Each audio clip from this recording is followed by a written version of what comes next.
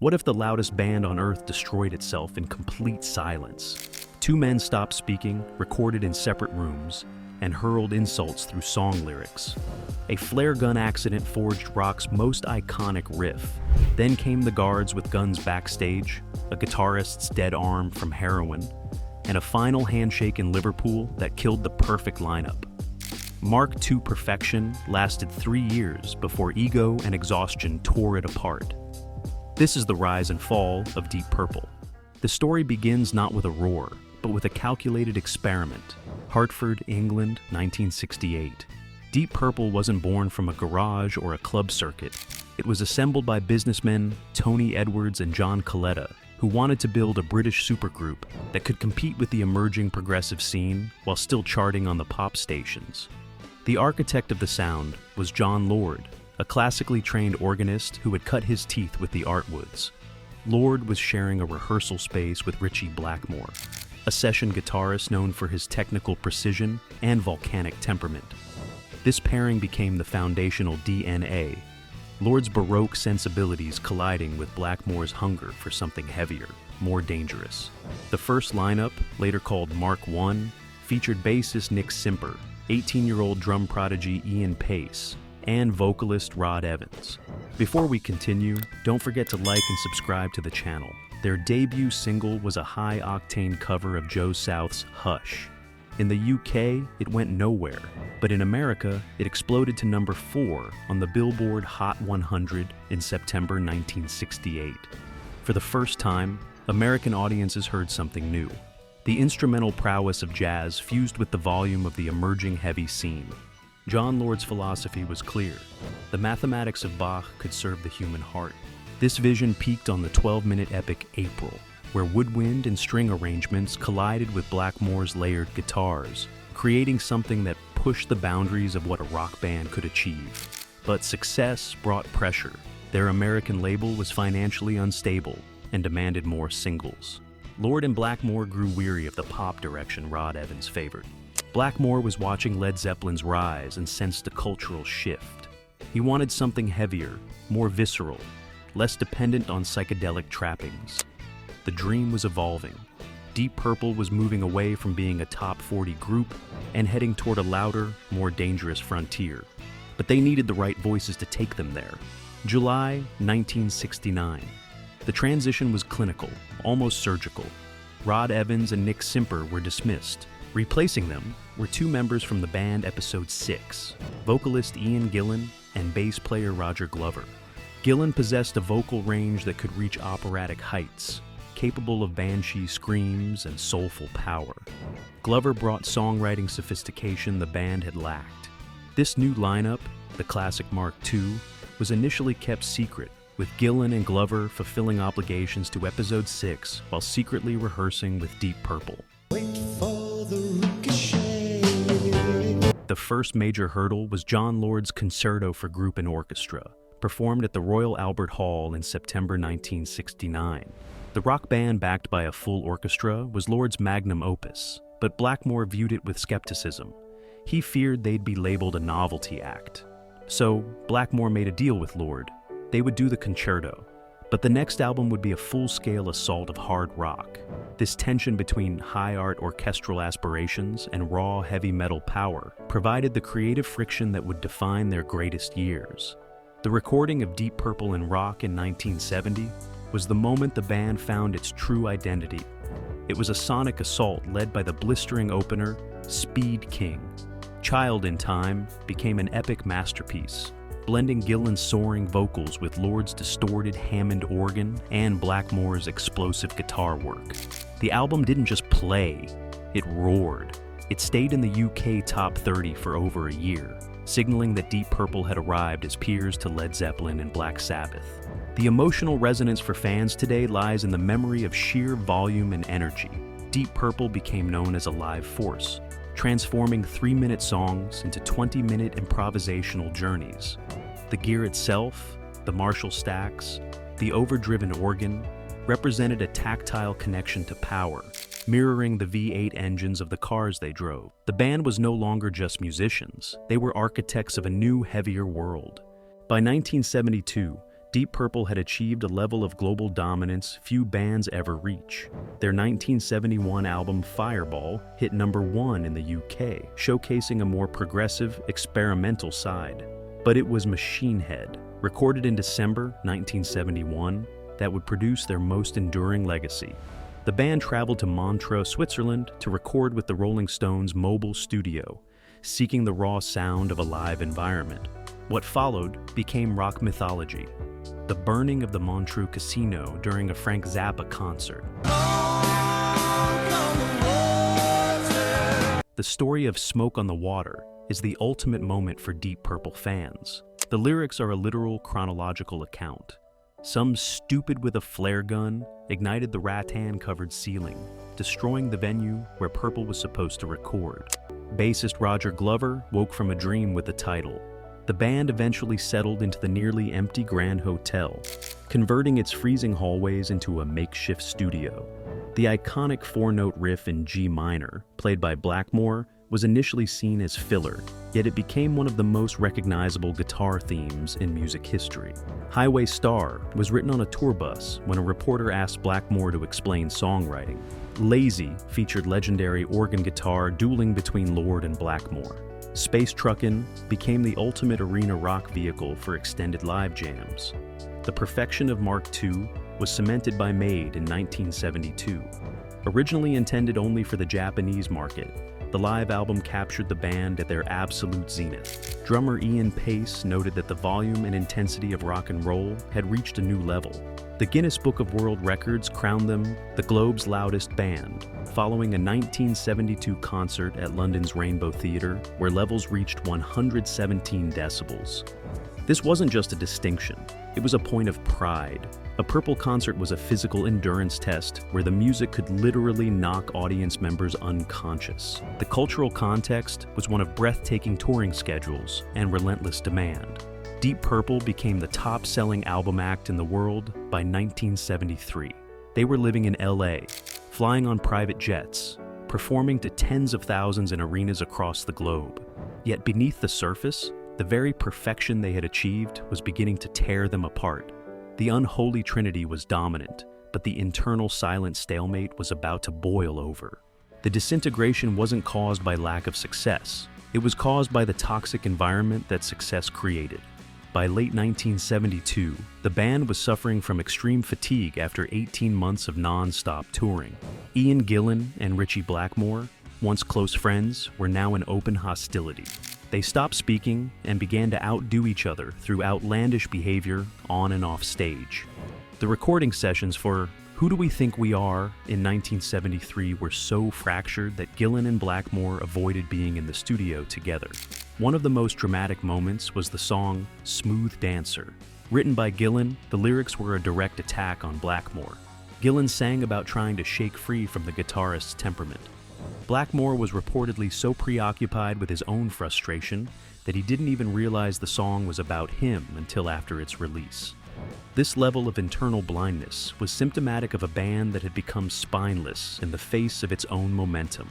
Management pushed them to finish albums rather than giving them the holiday they desperately needed. The final blow came in late 1972, when Ian Gillan handed in his resignation letter while the band was still touring. He agreed to stay through June 1973 to fulfill bookings, but the atmosphere remained murky.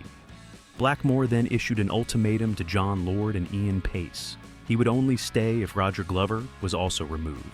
Glover, closest to Gillan, eventually caught wind of the plan and resigned in early June 1973 to avoid the satisfaction of being fired by Blackmore.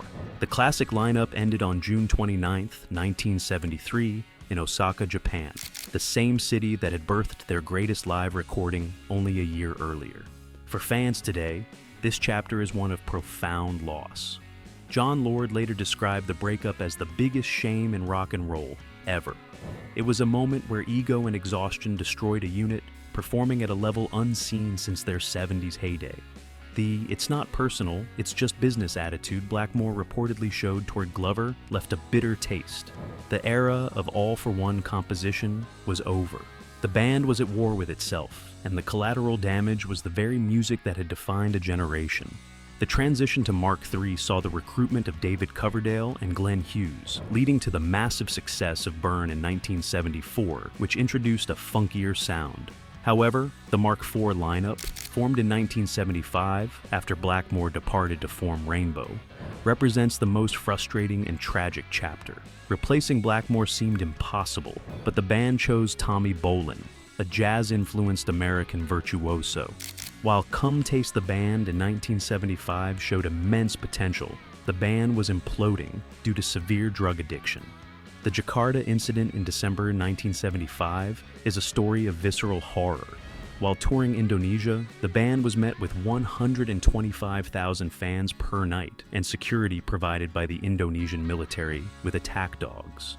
Following a show, road crew member Patsy Collins died after falling down an elevator shaft in suspicious circumstances, leading to the arrest of Glenn Hughes. Hughes was forced to perform the second night while a guard with a gun stood behind him. The band eventually fled the country after their plane's tires were slashed. This was no longer rock and roll fantasy. It was a nightmare of military intimidation and cocaine psychosis. Tommy Bolin's heroin addiction left him with a dead arm, unable to play guitar properly. Glenn Hughes was in such severe cocaine paranoia, he was reportedly scraped off walls of insanity. David Coverdale, isolated from the chaos, resigned after some disastrous 1976 UK shows. The end of the road came on March 15, 1976, at the Liverpool Empire Theatre. The performance was so poor that Hughes actually apologized to the audience, infuriating John Lord, who felt the band's professional standards had completely disintegrated. After the show, Lord and Pace shook hands and agreed it was absolutely the end. David Coverdale walked in to resign, only for the veterans to tell him, "David, there's no band to leave." The band that had once been the loudest and most technically proficient in the world had crashed to a halt, leaving behind a mythical status and a trail of broken relationships.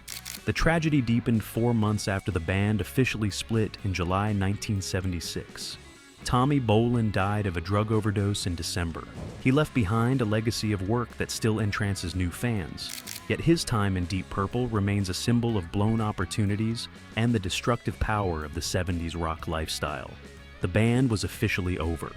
For 8 years, Deep Purple existed only in the memories of fans who had seen them steam through highlights before the darkness took over.